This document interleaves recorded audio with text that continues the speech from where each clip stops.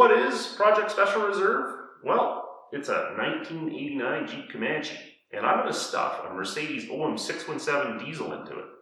So why not?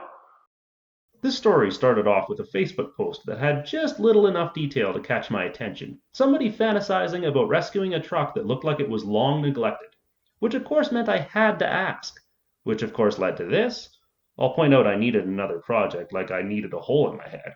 The reason I was willing to take this truck on, despite the fact the registration reveals it likely hasn't run in 8 years, is that it actually has fairly little rust, which is rare for a truck this far north. Body damage though, oh, it has that, but it's nothing I can't fix or live with. As is unfortunately typical on these trucks, the rear slider window was broken and a nasty piece of plexi was used as a replacement. The interior featured an odd collection of garbage, mostly fuel pumps, along with the most uninspiring gauge cluster ever made, and oddly mismatched window cranks. And up front, the hole clean through the windshield revealed some really interesting treasures. Yuck. Moving to under the hood, there is a normally reliable but very boring and very greasy AMC 2.5 liter. And that's about all we need to know about that. Beneath the truck, we have the pitiful Dana 35 in the rear, and up front, a beam axle. Yep, she's a two-wheel drive. So there's two things that I have really no use for in my life. One is two-wheel drive pickup trucks, and the other is four-cylinder engines. This thing has both. So there's going to be a few changes. Well, that's enough of me posing for the camera. Time for the teardown, which is straightforward enough. Basically get the old engine and trans and their associated bits out of the way. Of course, the odd thing will just break off. So while I'm tearing the bits off, I'll explain what the Mercedes OM617 is and why I decided to go with it for this swap. It's an inline 5-cylinder. Yes, that's right, it's a 5-cylinder diesel that displaces 3 liters, and the variant I have is turbocharged and produces 121 horsepower and 170 foot-pounds of torque. While these numbers are not at all spectacular, with minimal modification it can be turned up significantly. The engine is also known for amazing reliability, as it is built with a quality that is more on par with an industrial engine rather than an automotive one. It's also of a roughly similar physical size and weight to the Jeep 4-liter, so it should be able to fit in the engine bay. However, there is some major complications due to exactly how it is configured, which I will discuss in the next episode. Truth be told, I'd actually researched the swap some years back and ruled it out due to some of the complications and cost involved. And I'd actually originally planned to put a GM 5.3-liter LM7 in this truck, but the donor I intended to buy for that was sold out on me. Then due to the illogical nature of some of my decision making, I decided this would be more fun. Here I cut the high pressure power steering line off at the box and then looped a hose between it and the return fitting. This will stop the box from becoming contaminated and keep the fluid from leaking out while turning, as I'm going to have to move the truck around and likely will need to steer it. For the downpipe, I just snuck the Sawzall in and cut it off, as I wasn't going to be reusing any of the exhaust and didn't feel like fighting with it more than necessary. Then it was just a matter of getting under the truck and finishing off the job on the exhaust.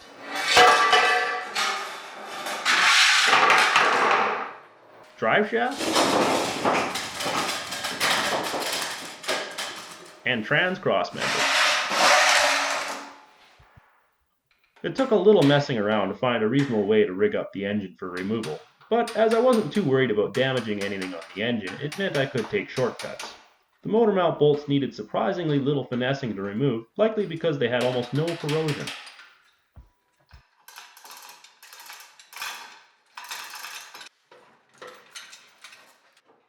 Since my hoist is only two-dimensional, being it goes up and down, plus from one side of my shop to the other, but not from the front of the shop to the back, means I have to roll the truck back as I pick the engine up. Normally that's not a big deal, but the Comanche just seemed to want to roll back into me every time I pushed it back. I've often said if I build another shop that it will have a proper 3D hoist in it. However, that's a whole other realm of cost compared with the setup I have now, but for how useful the hoist is, it would be worth every penny. And with that, a last goodbye was said to the faithful 4-cylinder. With a now gaping hole in the engine bay, it was time to clear out the remaining bits that either aren't needed or will get in the way. The radiator overflow bottle will be needed, and hopefully I will be able to keep this style, along with the windshield washer bottle. However, the charcoal canister and the entire evap system are not required for diesel, so it will all be going in the trash, which definitely frees up some much needed space. Out of the wiring in the engine bay, I need to save the main chassis harness, as it will likely be reused at least partially, so it's just a matter of fishing it out. The bulkhead connector for the fuse box requires a 1/4 inch socket and a good tug to release it, which is handy to know as access is a little cramped on the MJ and XJ platform. Of course, this harness also runs to the wiper motor, so you'll have to pull the cowl apart, just for the sake of getting to this one inconvenient connector. You'll also have to undo the hose for the wipers at the same time. With the only harness that matters out and safe, the remaining wiring could be removed a little more forcibly. I'm sure there will be some 2.5 liter TBI owner out there that will hate me for doing this, but I doubt anyone would have even paid shipping for this stuff. The last thing that needs to go for now is the factory motor mounts, as I have no intention of reusing any part of them. Hopefully this will be enough stuff out of the engine bay that I can actually test fit the engine. One unfortunate thing about where I live is that water tends to remain in its solid state for about 10 months out of the year. Currently we're in one of those 10 months, so I can't just push the truck outside to pressure wash the grime off the engine bay. Instead, I opted for the much more intimate way of doing it, using the old rag for a spit shine. The before and after is very apparent, and I was very happy with the condition of the engine bay. While having a peek under the truck, I saw the gas tank was a little crusty, and wait, the lock ring isn't even installed. As part of the diesel conversion, I won't need the pump anyway, and I wanted to pull the tank to evaluate if it was in good enough condition or if I should just order a new one. The rear J-bolt came undone with little fuss, which is always a bonus. However, the front one had me seriously concerned that it might break as it took extreme force. Then it was just a matter of not completely delicately yanking the whole thing out of there. With the pump assembly out, I checked the resistance sweep on the sending unit. As these sending units are Comanche specific and very hard to come by, I need to make sure it actually works. The range should be 0 to 88 ohms, although I found in practice they tend to actually be 0 to 100, and it should be a linear movement. As you can see, this one is not happy partway through the travel. Often it's just some gunk on the contacts or a little corrosion. Spraying it with contact cleaner and working it back and forth will often clean it up well enough if that is the issue. If not, a real rebuild will be needed, where typically it's easiest to steal the parts from a similar Cherokee sending unit. As you can see, it's now acting proper, and I'm confident that it will work correctly when installed. One other thing I did notice while I was under the truck is that the floorboards on the driver's side are disintegrating. This isn't a huge surprise with the hole in the windshield, and it's by far the worst rust I've found on the entire truck. From there, I turned my attention to the rear of the truck. Firstly, by getting the jammed tailgate off. Unfortunately, this tailgate is too bent to save, but it will probably provide some needed parts. Whatever happened that bent the tailgate also pushed in the middle of the back edge of the box, and completely mangled the spare tire mechanism.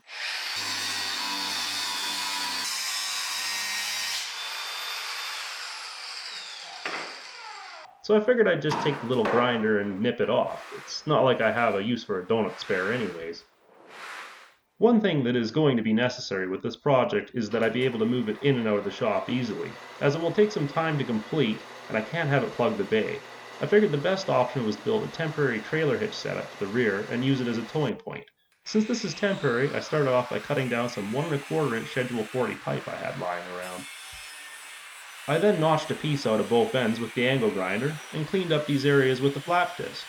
The use of pipe in this application is much more economical than HSS or tubing, and this will never be used to actually tow a trailer, so it is perfectly acceptable. The purpose of the notch is so the pipe sits lower on the disused bumper brackets, and so I can get more weld on it easier. I then threw a few solid tacks between the pipe and each of the brackets.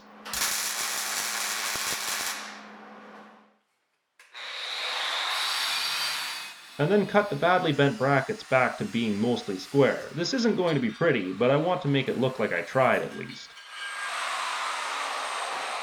I then cut down another piece of Schedule 40 pipe. To this I welded a cheap universal hitch receiver that I picked up locally. The two smaller pieces of pipe on the welding table are just part of how I jigged this. I did not spend a lot of time making sure things were perfectly square while doing this, as it just doesn't justify it. But using some scrap as a work aid is a quick way to ensure the results at least aren't terrible. A general tip with vehicle fabrication is that anything you can weld on the table, where you can flip the part so it is most convenient positioned, is best done that way. Overhead welding is not really the type of fun I want to fill my weekend with, and it's much easier to get better results on a table.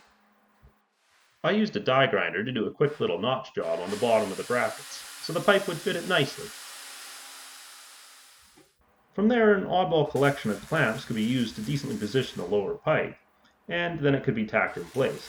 The reason I chose to have the receiver below these pieces will be apparent when I demonstrate using it to move the truck, but basically it being low will help with the function. I dug through my scrap and found this stuff, as of course gusseting would be needed in order for the hitch setup to even possibly be strong enough for what I intend. Then it was just a matter of doing plenty of cutting and grinding to turn it into usable shapes. As I tack all the pieces in one at a time, it starts to come together as to how this thing might be able to hold some weight.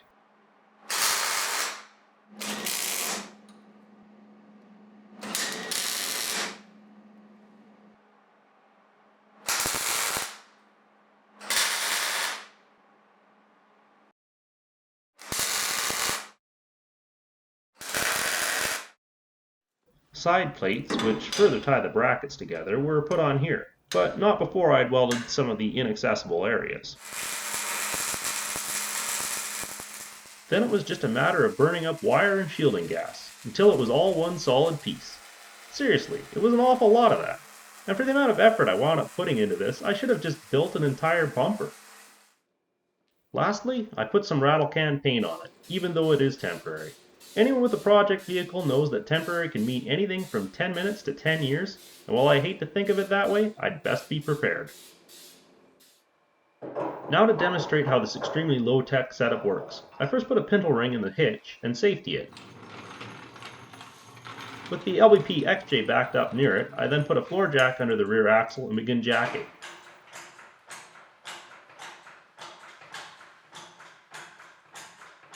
When the rear of the Comanche is high enough, I just give the truck a good shove until the ring aligns with the pintle hitch. I could do this the other way around and back the XJ under it, but this just seemed easier. With the pintle locked onto the ring, due to the height differences of the hitch, there's almost zero weight on the rear tires of the Comanche. Then it's easy enough to move the Comanche around like a trailer. The only real negative thing I found was I can't make tight turns because neither hitch is very long. And I need to remember to make sure this Comanche's steering is locked before trying to push it forwards. Otherwise it seems to work fairly well, and gets the truck out of the way for the next part, the donor car. So here she is, a 1981 Mercedes Benz 300 SD. And quite frankly, this car is way too nice for me, and way too nice to be cutting up for this. But it's always easier if you have a whole car. Plus it's low kilometers, and the price was right. First up was hood removal. I cheated a little and used the hoist and some rags to support it while I did this, since there was nobody around to give me a hand. I don't want to needlessly damage the car, as I might be able to sell some parts to recoup my costs, or maybe I'll build it into a TRAR or something else silly. With the hood off, I started to fight my way through removing things from the car. I basically made two piles, things I thought I'd need and things I knew I wouldn't. This air filter goes in the latter pile. I took my time to undo a lot of the smaller stuff, like the wiring and the cooling system, instead of just hacking it out, as I wasn't sure what might be useful out of it. As I dug further into the removal, it became apparent that some things I'd bothered to take apart nicely would not be reused. As this engine is entirely metric, I made sure to save things like the oil cooler lines, as I will likely need them to match the fittings at the very least. I sucked the power steering fluid out with a syringe to avoid making a mess when removing the lines. Interestingly, the MB appears to use a pressurized reservoir, not something often seen on domestic vehicles. One of the very few problems I ran into while pulling the car apart was that the transmission cooler fittings were seized into the radiator. I probably could have fought with them a little longer and got them free, but if I wound up using the MB radiator, I would probably want the upper support for a template to make the mounts. So I just used the Sawzall brute force and a sprinkling of ignorance to remove the upper support. The support would also make it harder to pull the engine, as I was going to remove it with the transmission attached, so no real loss cutting it out. From there, the idea of being nice about things deteriorated a bit, as I decided to just use my bolt cutters to remove everything to do with the air conditioning system. There was no evidence it still held a charge, and I certainly wouldn't be reusing it. Likewise, just snipping the hoses off the compressor was much easier than undoing them. Next up was snagging this little item off the firewall. It's the overboost solenoid, and while I have no intention of using it as the factory intended, it can be modified to shut the engine off, which I may use it for. The fuel lines were then undone and capped to hopefully avoid making a mess. Of the wiring on the driver's side of the car, one thing that is needed is the glow plug controller, which I am removing right now. I didn't bother chasing down the grounds for this, I just snipped them off. Here's what it looks like removed, for clarity. Behind that is the connector for the cruise control servo, which will not be used. And behind that is the tach output from the harmonic balancer, which I believe is also used for diagnostics. Here it is removed, again for clarity. The tach output may be able to be converted or used as is, as it appears to be a 2 per rev. Moving to the back of the engine, the throttle linkage needed to go. This is an odd rotating shaft setup that rides on a bearing on the firewall. I was able to get it out by undoing the bearing at the engine side of it and wiggling it forwards. The last thing to do in the engine bay was hack off the power steering hoses. I'll need adapter fittings if I use the MB pump, so there was no loss in cutting them. Next up, the sawzall is back, and the downpipe is no more, and the drive shaft. Then the little cordless impact made quick work of the transmission crossmember and this crossmember under the bell housing. I ran a ratchet strap across the car below the transmission, as I didn't want it to tilt down too far just yet. The last thing holding the engine in was the 2 socket head cap screws for the motor mounts. They're accessible through the K-member from below, and the impact removed them without trouble. With the engine rigged up on a spreader bar, it was time to start pulling on it.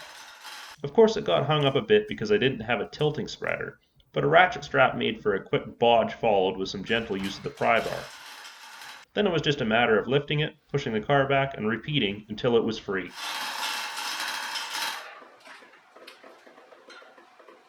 I split the engine and transmission in the totally incorrect way. That is, I just left the torque converter bolted in place and pried both of them apart. I only did this since I had no intention of using the transmission. I wouldn't do it again since it made such a big mess. I then removed the starter, as it wouldn't be used. And the flywheel and flex plate assembly too. Yes, it had a flywheel despite being paired to an automatic. Also, they used 12 crank flange bolts, in what I can only describe as overkill. Then the adapter housing could also go, as again this is not a part that will be retained. And finally, the engine could be bolted to a stand, where it will remain for the time being, as I do not yet have the adapter I need. So that's it for this episode. I appreciate you watching this far. If you like what you saw, maybe hit the thumbs up button. If you really liked it, why don't you subscribe? There will be more. I don't know when that will be. I have to get parts first, but I will have another episode out, and if not, I'll have episodes of my other projects, so stick around and watch that stuff. Just a little shout out here to my imaginary internet friend Frank. Thanks for sending me this shirt. I don't remember if I ever actually thanked you, so I figured, well, what better way to do it than to feature it in a build video of something I know you really like, which is these unibody Jeeps.